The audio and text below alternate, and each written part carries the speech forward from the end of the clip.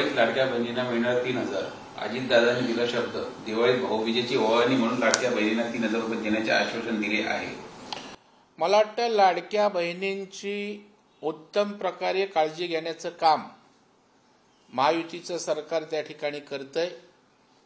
पहिल्या दिवसापासून ही योजना फेल्युअर ठरावी याचा महाविकास आघाडीनं प्रयत्न केला, वेगवेगळ्या वावड्या उठवल्या, संशय व्यक्त केला, परंतु रीतसर योजना जाहीर झाल्यापासून पैसे मिळतायत, आताही दिवाळीला मिळतील आणि माझ्या बहिणींच्या सबलीकरणासाठी ही योजना निश्चितच त्या ठिकाणी महिलाचा दगड ठरेल यावर माझा पूर्ण विश्वास आहे।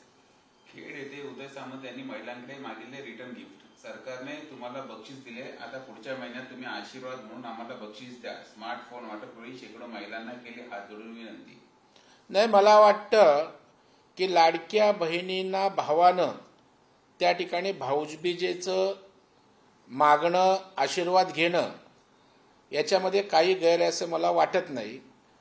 आणि बहिणीचा आशीर्वाद मोठ्या प्रमाणावर निवडणुकीला निश्चितपणे महायुतीच्या सगळ्यांना मिळणार आहे आणि त्याच्यामुळे उदय सामंत यांनी सातत्यानं महिलांच्या संदर्भात त्या ठिकाणी सबलीकरणाकरता काम केलंय।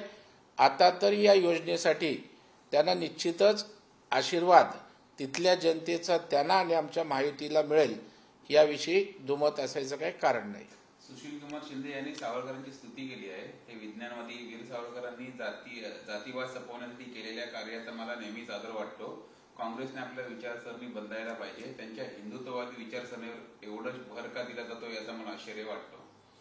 मला वाटतं हळूहळू का होईना काँग्रेसचे नेते सावरकरांना मानायला लागलेत, त्यांचा त्या ठिकाणचा व्यापक असणारा विचार स्वीकारायला लागलेत। त्यातूनच त्या ठिकाणी काँग्रेसला नेतृत्वाला शहाणपण आलं तर ठीक आहे, परंतु सावरकर द्वेष्टे असणारं गांधी परिवार काँग्रेस सुशीलकुमार शिंदेंसारखी भूमिका घेतील असं मला वाटत नाही, कारण त्यांनी सातत्यानं सावरकर द्वेष, अवहेलना मत्सरच केलेला आहे। जरांगेंना रसद पुरवणाऱ्यांची 50 उमेदवार आम्ही पाडणार, ती यादी आमच्याकडे तयार आहे असा इशारा शरद पवारांच्या राष्ट्रवादीला दिला आहे। मग राजेश टोपे असो किंवा रोहित पवार असं नावच हाकेने घेतलं। मला वाटतं पाडापाडी करण्यापेक्षा त्या ठिकाणी स्वतः उभं राहावं, निवडून यावं आणि निवडून आल्यानंतर सत्तेत जाऊन ज्या अडचणी आहेत त्या समजून घेऊन त्या समाजाला न्याय द्यावा अशी भूमिका घेण्याची आवश्यकता आहे। पाडापाडी करणं हा यावरचा उपाय नाही।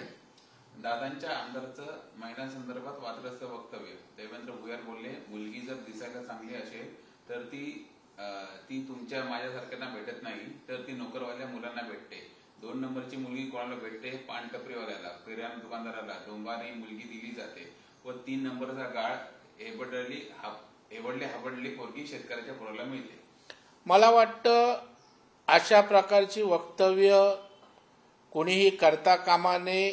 लोकप्रतिनिधींनी तर अशा प्रकारची महिलांच्या अवहेलनेसंदर्भात वक्तव्य करणं चुकीचं आहे।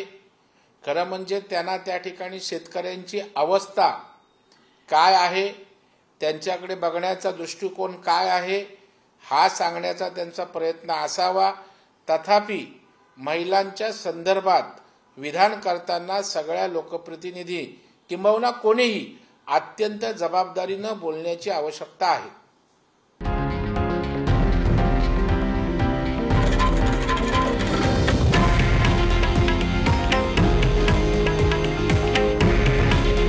हे आहे देशातील नंबर 1 न्यूज नेटवर्क आणि आपण पाहत आहात TV9 मराठी। काळजी तुमची, हित महाराष्ट्राचं।